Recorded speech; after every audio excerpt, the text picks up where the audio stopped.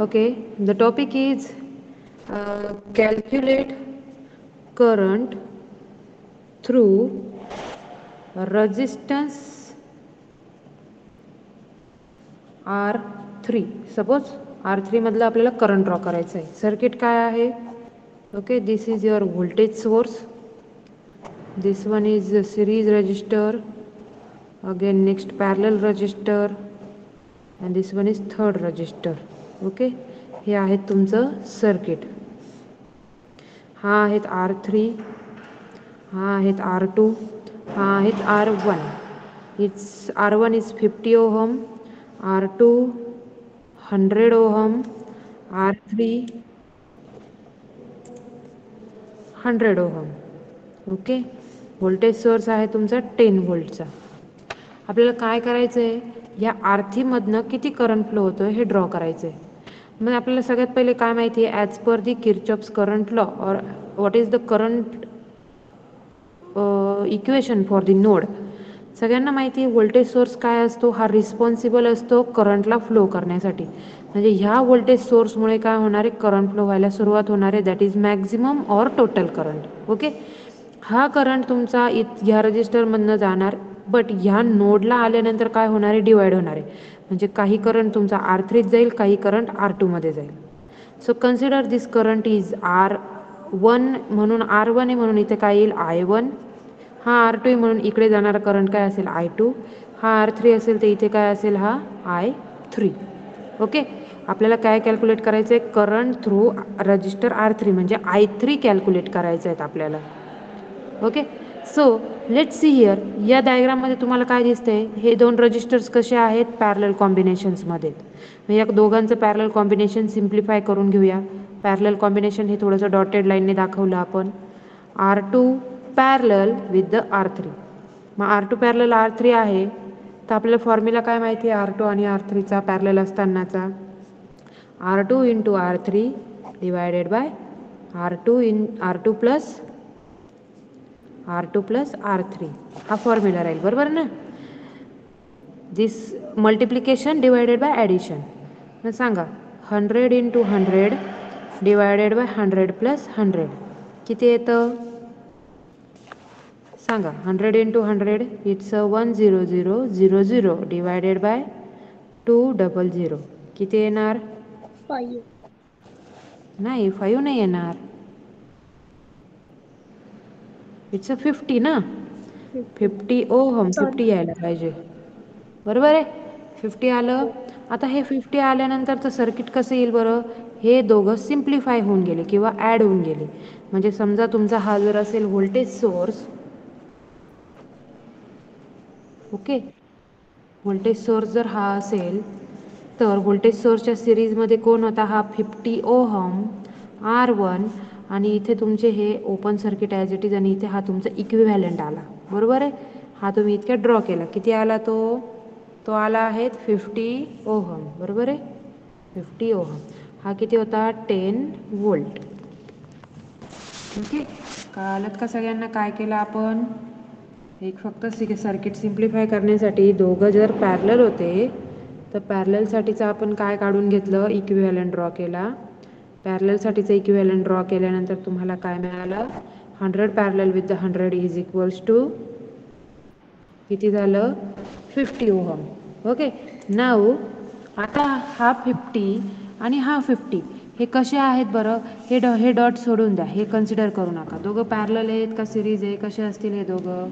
म्हणजे जर इथनं करंट फ्लो व्हायला सुरुवात झाली तर करंट फ्लो होणार ह्या रजिस्टरमधनं, त्यानंतर इकडं ओपन सर्किट आहे म्हणजे इकडे करंट जाईल का, नाही जाणार. म्हणजे करंट तुमचा कुठे जाणार आहे, ह्या 50 ओममध्ये. म्हणजे हे दोन्ही रजिस्टर्स तुमचे कसे असतील, सिरीज आहेत का पॅरलल आहेत, कोणी सांगेल. सिरीज आहे ma'am. Yes, it's a series. मग सिरीज जर असतील तर आपल्याला काय माहिती आहे, सिरीजमध्ये काय करतो आपण, ॲडिशन करतो. हे काय आहे बरं, it's a R2 parallel R3. Okay, so नाव टोटल रेजिस्टन्स कसं कॅल्क्युलेट करणार, मग total resistance is equals to R1 plus R2 parallel R3, बरोबर आहे. किती R1 50 plus R2 parallel R3 किती काढला, 50. Is equals to 100 ohm. हा झाला तुमचा टोटल रेजिस्टन्स. डन. त्यानंतर ॲज पर दी ओहम्स लॉवरनं आपण काय ड्रॉ करू शकतो? ओहम्स लॉवरनं आपण कॅल्क्युलेट करू शकतो करंट. ओके, करंट जर कॅल्क्युलेट केला तर काय येईल ओहम्स लॉवरनं? ओहम्स लॉ आहे तुमचा V is equals to I into R. So I total current हे किती असेल? Total voltage divided by total resistance. किती आहे total voltage? 10 volt. Okay, divided by total resistance इतक्यात किती काढला? टोटल रेजिस्टन्स होता 100 ओहम. सो टोटल करंट किती येईल? करा बरं. 10 डिवायडेड बाय 100. येस, किती येतं? 0.1. Yes, it's a 10 divided by 100 is equals to 0.1. 0.1 unit काय असायला पाहिजे याला? करंट आहे. युनिट काय असेल याला? एम्पियर. Okay, ampere. हे झालं तुमचं करंटचं युनिट. त्यानंतर आता हा काय काढला तुम्ही? Total current. ही सर्किट डायग्राम बघा. आपण कोणता करंट काढला? ह्या व्होल्टेज सोर्समुळे या तिघही रजिस्टरसाठी कोणता करंट फ्लो होणार आहे? हा I1, जो की तुम्ही कॅल्क्युलेट केला 0.1. Now we have to find out the current through this third register. मग करंट थ्रू R3 काय फॉर्म्युला असेल? करंट थ्रू R3 काय फॉर्म्युला असतो बरं? कोणता फॉर्म्युला यूज करणार इथे तुम्ही? करंट डिव्हिजन रूल यूज करणार. कोणता यूज करणार? Current division rule. मग काय आहे करंट डिव्हिजन रूल?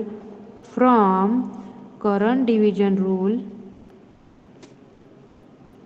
सपोज तुम्हाला काय काढायचं आहे? करंट थ्रू R3 असं टाकलं समजा तुम्ही. ओके, I ऑफ R3 असं केलं तर आपल्याला काय माहिती आहे? टोटल करंट इनटू, म्हणजे काय? याचा जर करंट काढायचा असेल तर टोटल करंट इनटू याच्या अपोजिट रजिस्टर कोणता आहे? हा R2. बरोबर आहे. म्हणजे याच्या अपोजिट रजिस्टर कोणता? R2. डिवायडेड बाय जे दोन रजिस्टर पॅरलल आहे त्यांची काय करायची? ॲडिशन, म्हणजे R2 प्लस R3. बरोबर आहे. काय I आहे तुमचा 0.1, R2 आहे तुमचा 100, R2 आणि R3 किती आहे? 100 प्लस 100. टाका मग किती येतं सांगा. 100 इंटू 0.1 किती आलं? 100 into 0.1 is equals to 10 divided by 200. बरोबर आहे. करा. 10 डिवायडेड बाय 200 किती येतं सांगा. 0.05. 0.05. 0.05 युनिट काय असेल? ॲम्पियर. एम्पियर. म्हणजे सगळ्यात शेवटी जेव्हा आन्सर कंप्लीट होतं त्यावेळेला एक नोट लिहायची असते आणि तिला अंडरलाईन करायचं असतं. काय असेल ते? जर तुम्हाला सांगितलं calculate current through resistance R3, तर इथे तुम्ही काय घेणार? Current through register R3 is 0.05 ampere. Okay, done. कसं सॉल्व केलं कळालं का सगळ्यांना? न्यूमरिकल. Yes ma'am. ओके, हे न्यूमरिकल आहेत. ह्याचं मी तुम्हाला वाटलंच तर स्क्रीनशॉट किंवा पेज परत पाठवून देईल. आता आपण पुढच्या टॉपिककडे जाऊया. नेक्स्ट टॉपिक आहेत आपला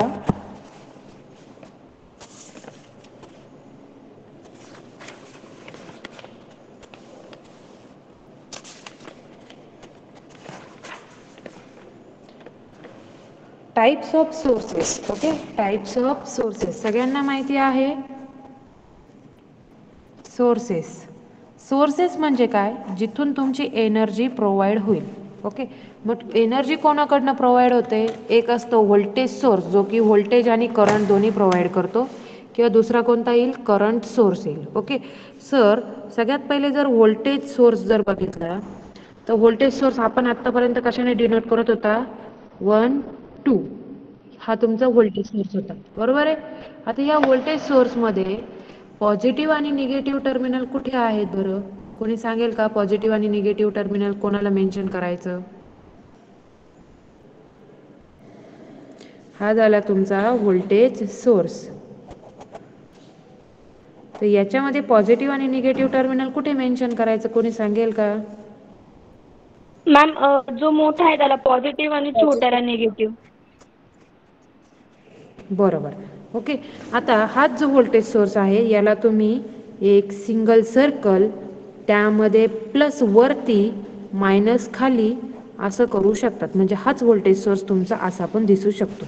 ओके, अदरवाईज समजा तुम्ही निगेटिव्ह ओके असा एक काढला असेल व्होल्टेज सोर्स, तर याला ह्याच्यामध्ये कसं कन्वर्ट करणार? याला इथे म्हणणार व्ही, याला पण म्हणणार व्ही, हा पण व्ही झाला. हा मायनस आहे आणि हा प्लस आहे, तर मग सर्कलमध्ये इथे वरती काय येणार? मायनस येणार, खाली काय येणार? प्लस येणार. म्हणजे काय होतंय? फक्त पोलॅरिटी आपण चेंज केली. कळालं? व्होल्टेज सोर्स सगळ्यांना कळालं कसा असतो? Yes Yes, ma'am. ma'am. Okay. Now ideal voltage source and practical voltage source. Normally समजा एखादं कन्सिडर केलं सर्किट, तर आयडियली म्हणजे काय? आयडियली एक व्होल्टेज सोर्स जर घेतला असा, तर हा व्होल्टेज सोर्स जर तुम्ही लावला तर तुमच्या डायरेक्ट तो लोडला कनेक्टेड असतो. बरोबर आहे? आयडियल कंडिशनला हा झाला तुमचा लोड. लोड म्हणजे काय? लोड आपण कन्सिडर करू शकतो एखादा बल्ब आहे, आपला लॅम्प आहे, लॅबमधला. व्होल्टेज सोर्स आहे, पॉझिटिव्ह निगेटिव्ह करंट फ्लो होणार आणि तो करंट कोणाला भेटणार? लोडला भेटला. हे काय बोललो आपण? आयडियल कंडिशनला. जसं की तुम्ही तुमचे स्विच बोर्ड्स बघू शकतात. तर आपले स्विच बोर्ड्स बघा, हे स्विच बोर्ड सगळ्यांना दिसतंय. ओके, स्विच बोर्डला काय असतं? तुम्ही तुमचं सॉकेट कनेक्ट करतात, तो जो काही सप्लाय आहे तो सप्लाय तुमच्या सॉकेट थ्रू तुमच्या कशाला भेटणार आहेत? या कम्प्युटरला भेटणार आहे. It means you are giving your supply to direct your computer. Okay, ही झाली आयडियल कंडिशन. पण प्रॅक्टिकली तसं असतं का? नाही. प्रॅक्टिकली काय असतं? प्रॅक्टिकली नेहमी ह्या व्होल्टेज सोर्सच्या बरोबर एक रजिस्टर असतो सिरीजमध्ये, ज्याला की म्हणतात series register. Okay, this is plus again minus, हा व्होल्टेज सोर्स, आणि मग तुमचा हा पुढे काय झाला? हा लोड आला. ओके, हा काय झाला? लोड आला. ही कोणती कंडिशन झाली? प्रॅक्टिकल कंडिशन झाली. म्हणजेच काय का, जर आयडियल कंडिशन कन्सिडर केली तर आयडियली व्होल्टेज सोर्सला डिरेक्टली लोड कनेक्टेड असतो, बट प्रॅक्टिकली व्होल्टेज सोर्सच्या सिरीजमध्ये एक सिरीज रजिस्टर असतो, ज्याला की कोणता रेजिस्टन्स म्हणतात? या RSला तुम्ही म्हणू शकता सिरीज रजिस्टर किंवा इंटरनल रेजिस्टन्स. कोणता रेजिस्टन्स? इंटरनल रेजिस्टन्स म्हणू शकतात. तर हे जे रेजिस्टन्स आहे याचं काम काय असतं की हे जे व्होल्टेज आलेलं आहे डायरेक्टली व्होल्टेजचं करंटमध्ये कन्व्हर्जन करून लोडला दिलं जातं. तर हा रेजिस्टन्स थोड्या अमाऊंटमध्ये काय करतो? ह्या व्होल्टेजला अपोज करतो, म्हणजे करंटला थोडा अपोज करतो आणि तो सप्लाय लोडला देतो. बरोबर आहे? मग जर आपण थोडीशी जर डायग्राम किंवा प्रॅक्टिकली जर काढायची ठरवली तर ती कशी असेल? समजा आपला हा ग्राफ आहे. ओके, हा आहेत ग्राफ. हा आहे तुमचा करंट, म्हणजे लोडचा करंट, ह्या लोडला जाणारा करंट, आणि हे तुमचं आहे लोडचं व्होल्टेज. तुमचं नॉर्मली जर व्होल्टेज असेल तर आयडियल कंडिशनला ते व्होल्टेज कसं येईल? स्ट्रेट येणार. बरोबर आहे? हे कोणती कंडिशन झाली? Ideal voltage. म्हणजे तुमचं VL लोड व्होल्टेज आणि सप्लाय व्होल्टेज ही इक्वल असेल. इकडे बघा, हे कोणतं सर्किट आहे? एकच सिंगल लूप सर्किट आहे. बरोबर आहे? याच्यात फक्त हा एकच लोड कनेक्टेड, म्हणजे जेवढं व्होल्टेज तुम्ही ह्या सोर्सला आहे तेवढंच व्होल्टेज तुमच्या या लोडला अप्लाय होईल. बरोबर आहे? इथे कोणतं व्होल्टेज असेल? डायरेक्टली V व्होल्टेज असेल. पण ह्या डायग्राममध्ये बघा, ह्या डायग्राममध्ये काय होतंय? एक सिरीज रजिस्टर आहे आणि एक लोड आहे. सिरीजमध्ये काय होतं? करंट सेम असतो पण व्होल्टेज डिवाइड होतं. मग समजा याच्या अक्रॉस थोडं व्होल्टेज अप्लाय होईल आणि याच्या पण अक्रॉस थोडं व्होल्टेज अप्लाय होईल. बरोबर आहे? So due to that condition तुमचं प्रॅक्टिकली व्होल्टेज काय असतं? थोडंसं ड्रॉप्ड होतं. ओके, किंवा ते डिक्रीज्ड होतं. तर हे काय झालं? प्रॅक्टिकल व्होल्टेज सोर्स किंवा प्रॅक्टिकली टर्मिनल व्होल्टेज काय असणार आहे तुमचं? Terminal voltage is decreases. Okay, practically terminal voltage decreases. हे लोड व्होल्टेज आहे लोड व्होल्टेज आणि टोटल व्होल्टेज, म्हणजे ह्या लोडच्या अक्रॉसचं व्होल्टेज आणि टोटल व्होल्टेज आयडियल कंडिशनला कसं असणार आहेत, इक्वल असणार आहेत, सेम असणार आहेत. बट प्रॅक्टिकली हा सिरीज रजिस्टर त्यामध्ये ॲड झाल्या कारणाने काय होतंय, व्होल्टेज थोडंसं डिक्रीज्ड होणार आहे. ओके, ही झाली तुमची व्होल्टेज सोर्सची कंडिशन. तर आता हा व्होल्टेज सोर्स कसा दाखवला आहे एकदा सगळ्यांना कळालं. आपल्याला याच्यामध्ये कन्व्हर्जन्स करायचे आहे. कन्व्हर्जन केल्यानंतर आपल्याला ते बघायचे आहेत. अजून आपण यामध्ये बघू शकतो हा इंटरनल रेजिस्टन्स जो आहे, इंटरनल रेजिस्टन्स म्हणजे काय, समजा हा तुमचा इंटरनल रेजिस्टन्स RS जो आहे, ओके, ही कोणती सर्किट झालं, हे ओपन सर्किट झालं. ओके, बरोबर आहे का, इंटरनल रेजिस्टन्स काय झालं, हे ओपन सर्किट आहे. जर आपण याला शॉर्ट केलं तर शॉर्ट केल्यानंतर इथं लोड आहे का, नाहीये, लोड नाहीये, म्हणजे नो लोड कंडिशनला, नो लोड कंडिशनला तुमचं VL इज इक्वल टू Vच येणार. नो लोड कंडिशनला VL इज इक्वल टू Vच येणार. लोड कनेक्टेड आहे का, नाहीये, लोड नाहीये, म्हणजे जेवढं व्होल्टेज तुमचं गिव्हनला अप्लायडेड असणार आहे तेवढंच व्होल्टेज तुमच्या या RSच्या अक्रॉस पण असणार आहे, जसं इथं होतं तसं. Okay, don't go through this complicated method. आपल्याला याच्यात एवढा काय डीपली याच्यात जायचं नाहीये. आपल्याला कन्व्हर्जन्स करायचे आहे व्होल्टेज सोर्स टू करंट सोर्समध्ये. त्यासाठी सगळ्यात पहिलं ध्यानात ठेवायचं की व्होल्टेज सोर्सच्या कधीही सिरीजमध्ये काय असतो, रेजिस्टन्स प्रेझेंट असतो. ओके, सो नेक्स्ट टाईपचा सोर्स आहे तो म्हणजे करंट सोर्स. ओके, आता करंट सोर्स कसा असतो, तर करंट सोर्स जो आहे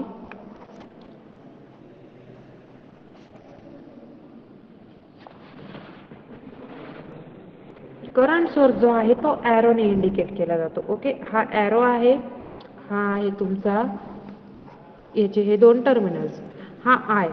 आता ह्या ॲरोच्या डायरेक्शनवरनं कळतं की करंटची डायरेक्शन कुठे, म्हणजे ॲरोची डायरेक्शन कुठे, अपवर्ड आहे, म्हणजे करंट कसा फ्लो होतोय, खालून वर फ्लो होतोय. आता याच्यातही परत आयडियल आणि प्रॅक्टिकल कंडिशन.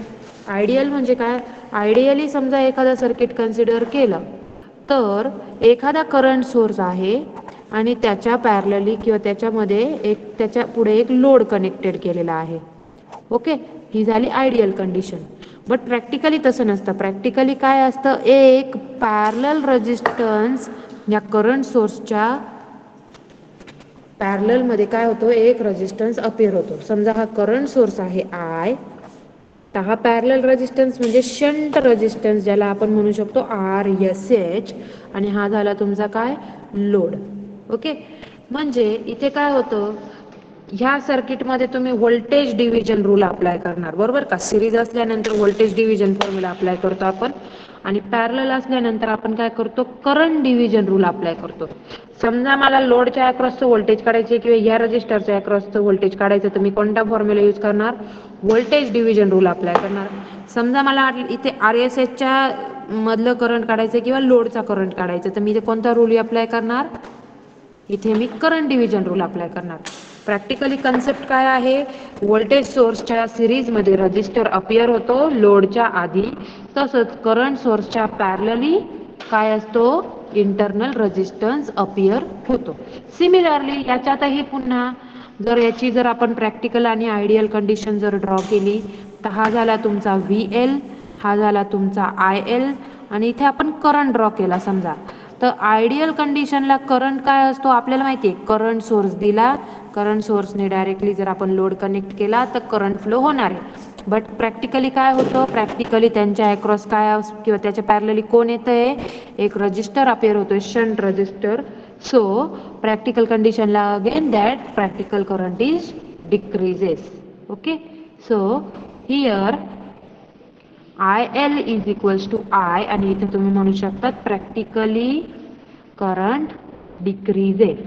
ओके, कळतंय सगळ्यांना काय केलं आपण, प्रॅक्टिकल करंट सोर्स आणि practical voltage source, similarly ideal voltage source आणि आयडियल करंट सोर्स, हे आपण इथे बघितलं. सगळ्यांना समजतंय? Yes ma'am. Yes ma'am.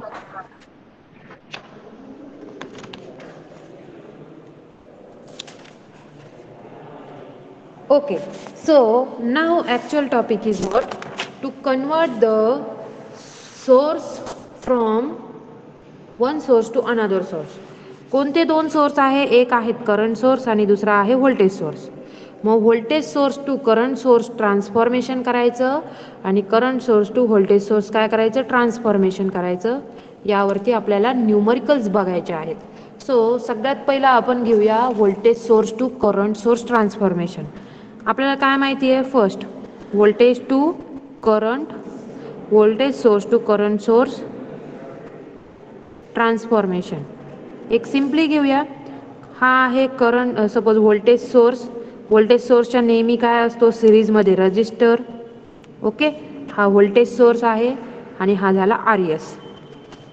बरोबर आहे. करंट सोर्स जर काढायचा असेल तर करंटसाठीचा फॉर्म्युला काय? As per the ohms law सांगा बरं. V is equals to I into R हा फॉर्म्युला ओम्स लॉचा आहे. तर I साठी फॉर्म्युला काय येईल सांगा?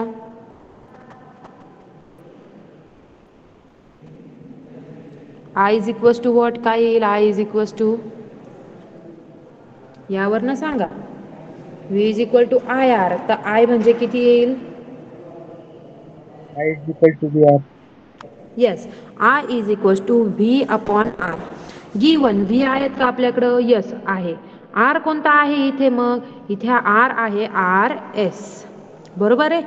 मग करंट सोर्समध्ये ट्रान्सफॉर्मेशन केल्यानंतर हा प्लस मायनस आहे. कधी पण प्लस साईडकडनं करंट फ्लो व्हायला सुरुवात होती म्हणजे हा करंट कसा असेल? अपवर्ड डायरेक्शनला. तर हा झाला तुमचा करंट सोर्स. ओके, आणि त्याच्या पॅरलली हा काय झाला तुमचा? रेजिस्टन्स. हा जो आहे तो RS is equals to RSH असणार. कशासाठी? ह्या व्होल्टेज सोर्समुळं. ओके, म्हणजे जो तुमच्या व्होल्टेज सोर्सच्या सिरीजमध्ये रजिस्टर होता तोच रजिस्टर तुमच्या करंट सोर्सच्या पॅरललमध्ये येणार आहे. फक्त करंट सोर्सची काय होणार आहे? व्हॅल्यू चेंज होणार आहे. डायरेक्शन कशी घेतली आपण करंट सोर्सची? अपवर्ड डायरेक्शनला. ॲरो म्हणजे काय? ॲरो हा कधी पण निगेटिव्ह टू पॉझिटिव्हकडे जातो. म्हणजे निगेटिव्ह पासून पॉझिटिव्हला दाखवलं तर ॲरोची डायरेक्शन काय असेल? किंवा ॲरो काय सांगतोय? व्होल्टेज सोर्स हा वरती पॉझिटिव्ह आहे, खाली निगेटिव्ह आहे. म्हणजे ॲरो हा कधी पण खाली निगेटिव्ह असला पाहिजे आणि वरती पॉझिटिव्ह असला पाहिजे. डन? कळालं सर्वांना इथपर्यंत? सिमिलरली थोडंसं मॉडिफिकेशन केलं आपण. हा जर मायनस प्लस घेतला, मायनस प्लस घेतला आणि परतही त्याच्या सिरीजमध्ये एक रजिस्टर कनेक्ट केला. अगेन हा व्होल्टेज सोर्स, हा RS. अगेन आपल्याला माहिती आहे I is equals to V upon RS. मग आता इथे काय येणार आहे? हा करंट सोर्स आणि त्याच्या पॅरलली काय असणार आहे? रजिस्टर. रजिस्टर कोणता असतो हे पण माहिती आहे आपल्याला. RS is equals to RSH. मग हा करंट सोर्सची डायरेक्शन कशी येईल? इथे जर निगेटिव्ह पॉझिटिव्ह आहे तर करंटची डायरेक्शन अपवर्ड असायला पाहिजे का डाऊनवर्ड असायला पाहिजे? मग downward. Yes, it's a downward. Okay, so करंटची डायरेक्शन कशी असणार आहे? तिथे डाऊनवर्ड असणार आहे. हे झालं आपलं voltage source to current source transformation. Voltage source to current source transformation. Second बघतोय आपण current source to voltage source transformation. Okay, current source to voltage source. Again आपल्याला काय माहिती आहे? करंट सोर्समध्ये एक ॲरो असलेला करंट सोर्स आणि त्याच्या नेहमी पॅरलली काय असतो? एक शंट रेजिस्टन्स असतो. बरोबर आहे. This is your RSH and this is your current. बरोबर आहे. आता as per the Ohm's law V is equals to काय यायला पाहिजे? मग as per the Ohm's law V is equals to काय असेल? IR. Okay, so V is equals to I into R. इथे R कोणती व्हॅल्यू असेल? मग ही असेल RSH. Okay, so I is equals to V is equals to RSH. तर मग इथे काय येईल? ॲरोची डायरेक्शन कशी आहे तुमची? अपवर्डला आहे. म्हणून इथे काय येणार? हा प्लस खाली मायनस. ओके, आणि याच्या पुढे सिरीजमध्ये रजिस्टर. मग हा RSH जो आहे तोच तुमचा इथे RSH असणार आणि त्यालाच तुम्ही काय म्हणणार आहे? RS म्हणणार आहेत. ओके, फक्त व्होल्टेज सोर्सची व्हॅल्यू चेंज होईल ॲज पर दी current equation. Done? Similarly again जर ॲरो हा डाऊनवर्ड साईडला असेल आणि इथे जर पॅरलल अगेन RSH असेल तर काय करणार? मग हा I, हा RSH. Again V is equals to I into RSH. Again हा व्होल्टेज सोर्स मग कसा असेल, मायनस प्लस, बरोबर आहे ना. वरती मायनस असणार, खाली प्लस असणार. अगेन वरती तुमचा काय असेल, व्होल्टेज सिरीज रेजिस्टन्स, त्यालाच तुम्ही RSH पण म्हणतात आणि त्यालाच तुम्ही RES पण म्हणतात. कळालं सर्वांना काय केलं हे? Yes ma'am. Okay. Now the next topic is combining the voltage sources. आता व्होल्टेज सोर्स जर शेजारी शेजारी असतील तर काय करायचं, म्हणजे सिरीजमध्ये जर व्होल्टेज सोर्स असतील तर काय करणार.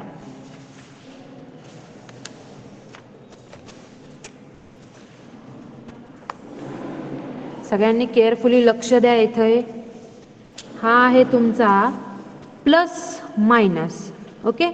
परत प्लस मायनस व्होल्टेज सोर्स. काय केलं, प्लस मायनस, आणि हा प्लस मायनस, हा आहे V1 आणि हा आहे V2. ओके, कळतंय, दिसतंय ना सर्वांना. Yes ma'am. प्लस मायनस आणि प्लस. येस. मग याचा इक्विव्हॅलंट कसा होईल बरं. याचा इक्विव्हॅलंट काय असणार आहे, प्लस मायनस आहे म्हणून इथे पण प्लस मायनसच येणार. पण हा काय असेल तुमचा इथे V1 प्लस V2. किती असेल हा, V1 प्लस V2. काय केलं, दोघांच्या पोलॅरिटी जर सारख्या असतील तर इक्विव्हॅलंटची पण पोलॅरिटी कशी असेल, सारखीच असेल, आणि दोघांची काय होईल, ॲडिशन होईल. सिमिलरली समजा इथे असेल मायनस प्लस आणि मायनस प्लस, बरोबर. मायनस प्लस हा आहे V1, हा आहे V2. तर इक्विव्हॅलंट काय असेल बरं, सांगा बरं. इक्विव्हॅलंट कसा असेल, वरती मायनस का प्लस, काय घेणार. वरती प्लस. नाही, मायनस प्लस म्हणजे वरती पण मायनसच असणार आणि खाली प्लस असणार, बरोबर का. जसं plus minus is equals to plus minus, plus minus is equals to plus minus. तसं minus plus is equals to minus plus. पण इथे काय असणार, इथे मायनस प्लस दोघांची पोलॅरिटी सारखी आहे म्हणून इथे पण काय असेल, V1 प्लस V2. म्हणजे इथे या दोघांची पोलॅरिटी सेम आहे म्हणून दोघांची काय करणार आहेत तुम्ही, ॲडिशन करणार आहेत. कळालं सगळ्यांना. इथे पण V1 प्लस V2 केलं आणि इथे पण V1 प्लस V2 केलं. एक्झाम्पल बघूया या दोघांसाठी. 5 व्होल्ट, परत okay, this is 5 volt, this is 5 volt. Plus minus equivalent काय येईल, प्लस मायनसच येणार. इक्विव्हॅलंट काय येईल, प्लस मायनसच येणार. पण 5 plus 5 is equals to 10 volt, plus minus, बरोबर का. 5 व्होल्ट 10 व्होल्ट. डन. सिमिलरली खालच्यासाठी करून बघूया. मायनस प्लस मायनस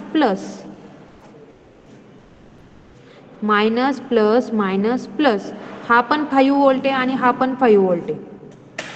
इक्विव्हॅलंट किती येईल, 5 आणि 5 10 व्होल्ट असणार आहे, पण डायरेक्शन कशी असणार आहे, मायनस प्लस अशी असणार आहे, बरोबर का. कळालं का सगळ्यांना काय केलं. Yes ma'am.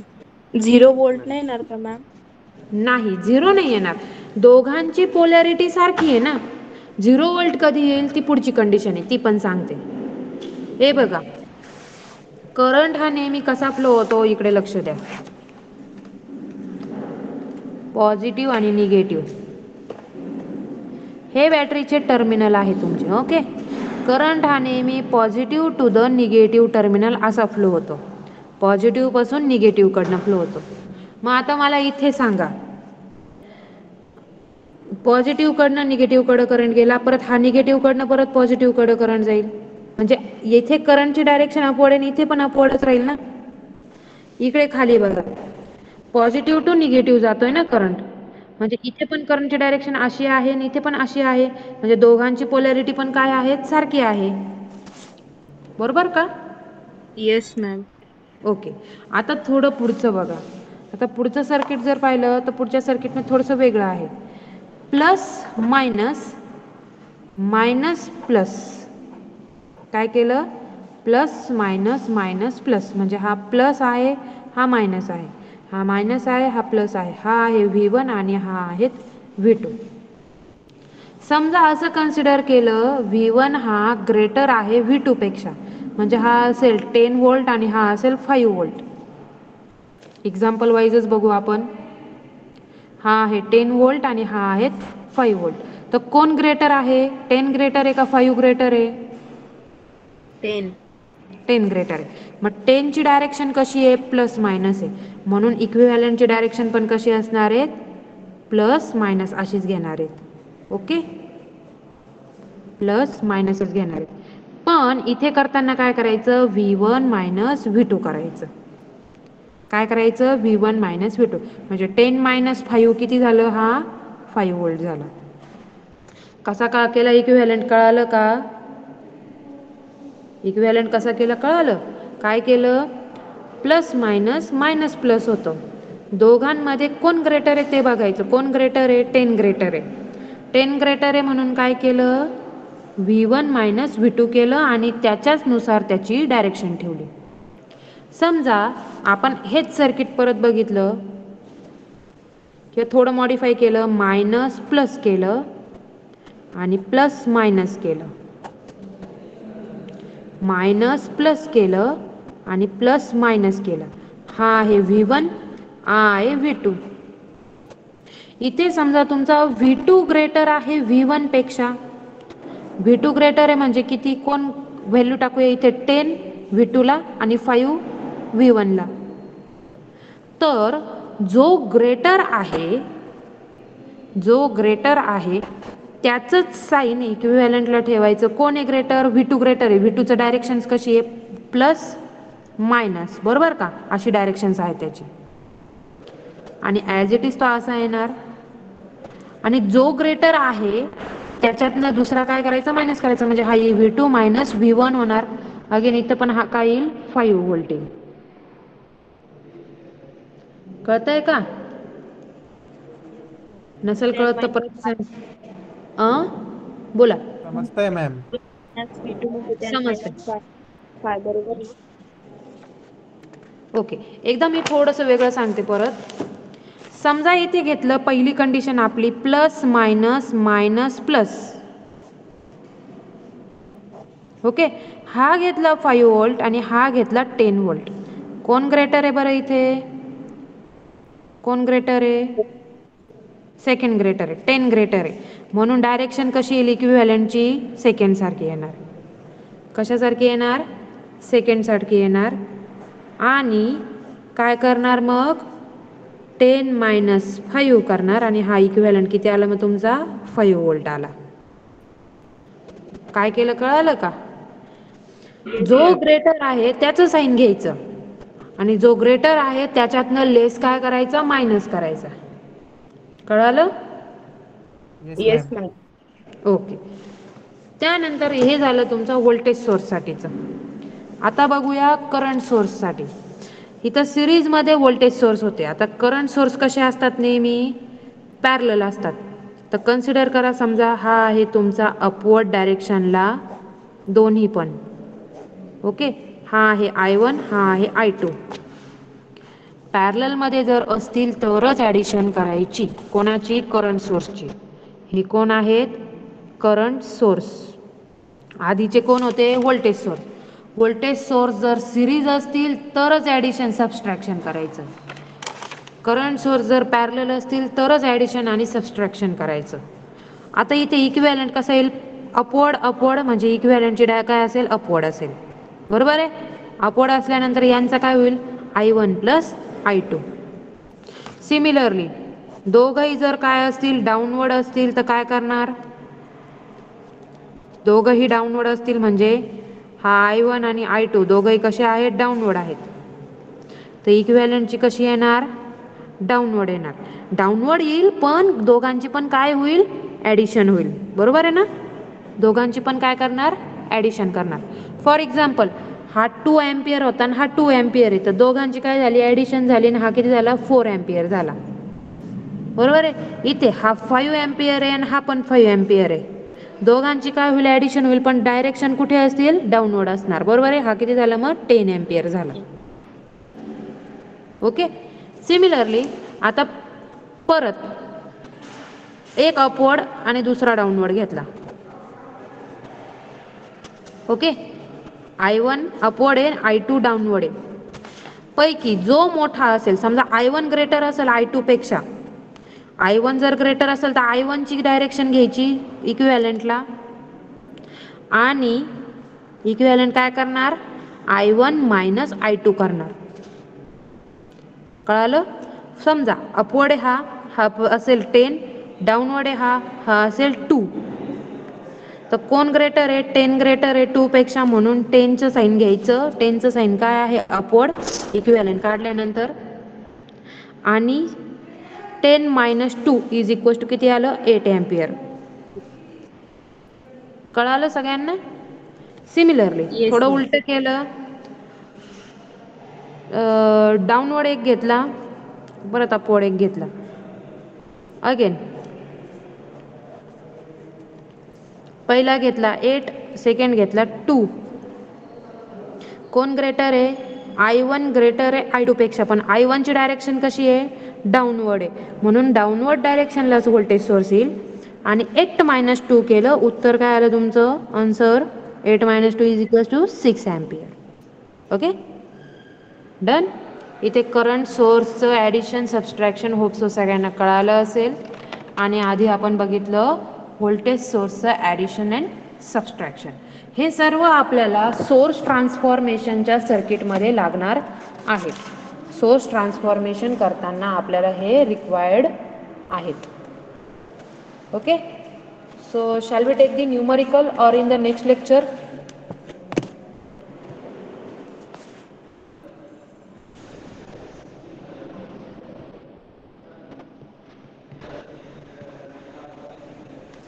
Ma'am. Yes ma'am तुमचे रेकॉर्डेड लेक्चर कुठे, म्हणजे यूट्यूबवरती आहे